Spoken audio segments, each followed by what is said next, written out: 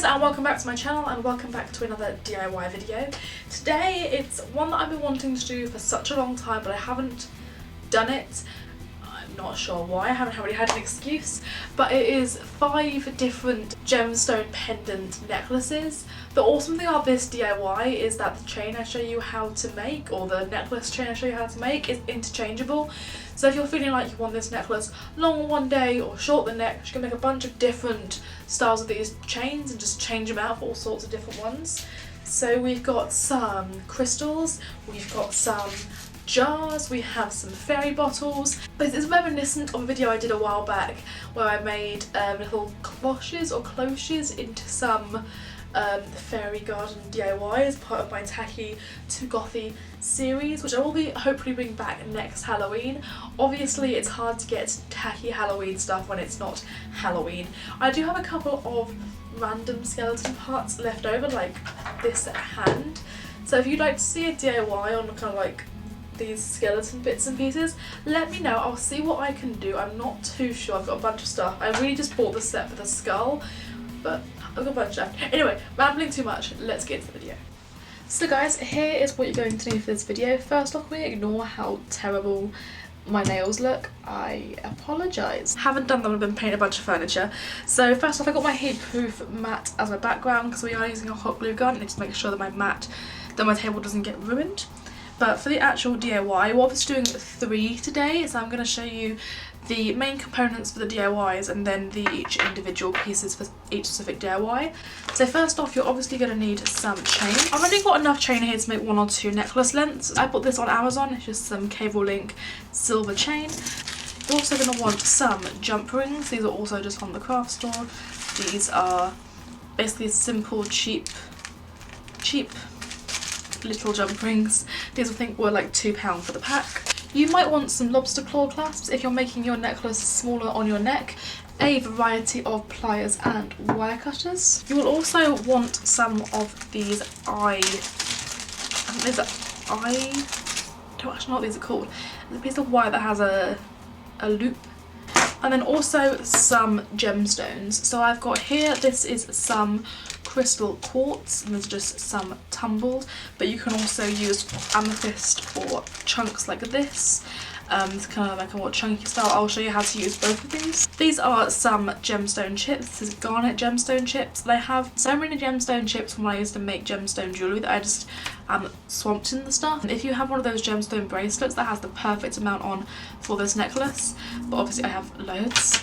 And then I also have these little hematite skull beads. Now I chose the smallest ones and the ones that look most like real bone, but just so it can fit into the jar and also looks super creepy. For the specifics, you're going to want some bottles. These are off Wish. My partner bought a load of these for me off of Wish. I think you can get them on Amazon as well, but I haven't really bought any in a very long time. Also going to want some wire. This is just off of Amazon, but you can also use floral wire. Floral wire will also work. You also want some moss. You might recognise this moss from a earlier video during, I think it was Vlogtober. And last but not least, you're also going to want a hot glue gun. Now mine is currently heating up because we're going to want to glue things into place on this DIY. So this is my little jar, and what we're going to want to do is I'll just take the cork out and make sure you put it somewhere safe. You're not going to lose it, because I lose it all the time. And then take a bit of moss. Now I find it works best to glue the moss in, and I'm going to also use an awl and some other long stuff. Try and get it wedged in there as best I can. So I'm going to put a little bit of hot glue in there, but you warn this is hot, so please mind your fingers. And also you want to aim it straight down, so it goes straight into the bottom of the glass. And then take your moss and just start shoving it in there. You want to shove it in so it really sticks down to the hot glue.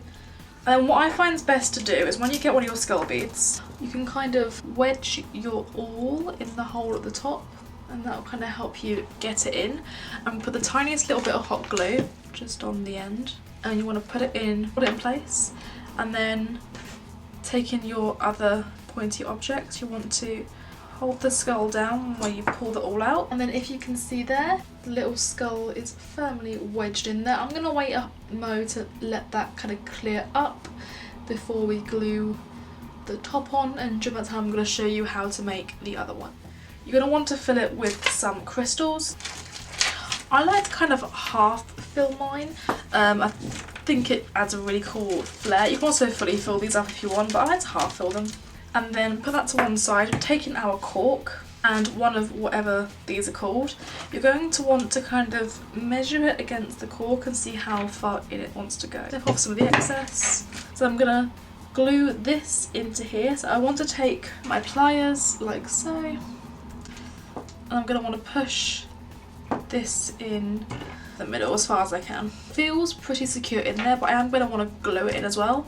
So I'm gonna pull it out.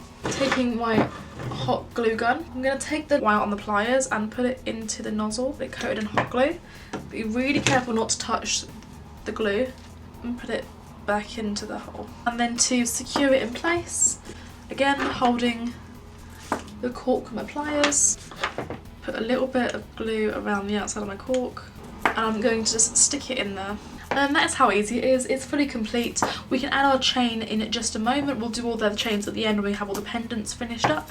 But I want to do the same thing for the skull bottle now that it's unclouded. So the exact same process.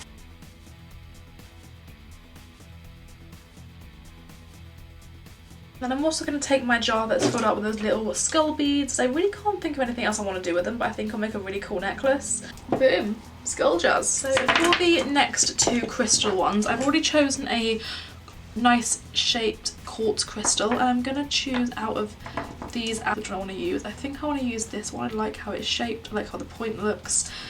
So these two. Then taking some wire, I want to unravel it from however the heck I've managed to put this together. I'm going to cut a length out that's about the length of my arm. At one end of the wire, I'm going to take my round nose pliers and roll the wire down to kind of form a loop. And then this loop we just formed, that will be the start of our crystal. So you want to hold that loop in place, and you want to take your wire and wrap it around.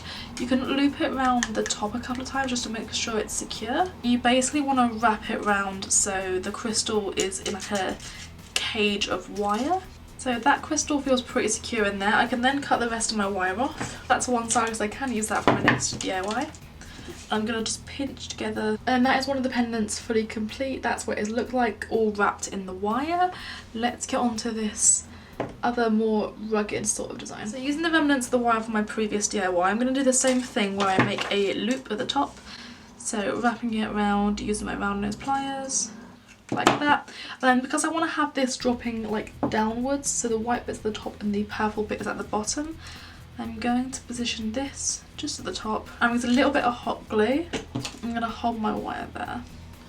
I'm just going to hold it there until the hot glue dries, and then I can hold the place I've glued the hot glue down, bend the wire just at a right angle, and then I'm going to go around and around that spot where the hot glue is just to double secure it in place. And that is the top of the wire wrapped crystal complete. So we have two crystals, and then we have our 3 bottles. So I'm going to show you how to make the chain, and I'm going to show you how to make it interchangeable so you can use the chain on any of these crystals. To start out with, we want to measure the chain to the length we want it to be. So I want mine to be about mid boob area. I've spoken in a few videos how I like my chains to be just around titty height. I think it looks the most flattering on myself, and I like how it kind of looks with other necklaces. I have a lot of short necklaces and I like a lot of long ones with them. So I'm going to measure my necklace to be that height, and I'm going to cut the chain at that length. And this one, the jump rings and the lobster clasps come into play. So on the jars, I'm going to add jump rings to all of them, and this is just so I can easily attach and detach the chain as I wish. Now these 3 have their loops. These ones aren't going to need them because they already have loops that we can clip onto. So taking our chain, and we want to use 1 lobster claw. I want to first of all open the jump ring and want to loop the links of the chain on. 1 chain loop on the other side, and then want to attach the lobster claw also onto that, and I want to close it up like so. And then this way we can just use our lobster claw and clip it onto any of the attachments we want, and now we can change this pendant out for anyone we want.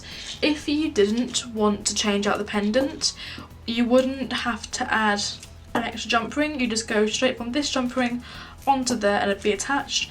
But I like the fact I can now change out this pendant for any of them. And that's it. So let's see how the final product looks, shall we?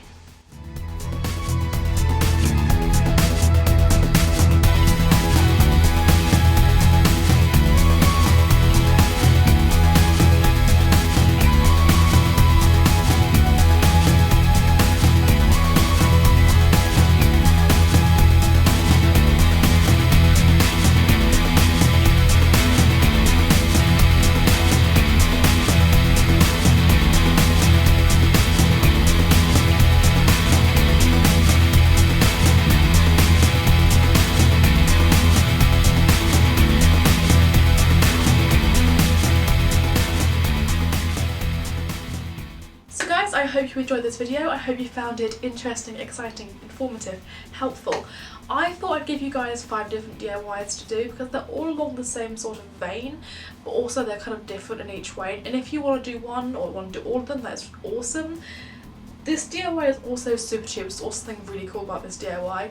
I love necklaces and I don't like buying necklaces because I know how to make them, but sometimes I'm just kind of lazy and I'm kind of cheap, so it's nice to be able to do something on the lazy, on the cheap.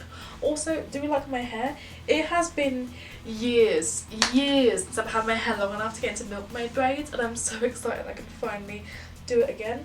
It barely just crosses over, but it has been 4 or 5 years since last time I had my hair this long. So guys, thanks so much for watching. A huge thank you to our patrons, because without them videos like this are not possible. Stay safe, stay dark, don't forget to like, comment and subscribe, and I'll see you guys in the next one.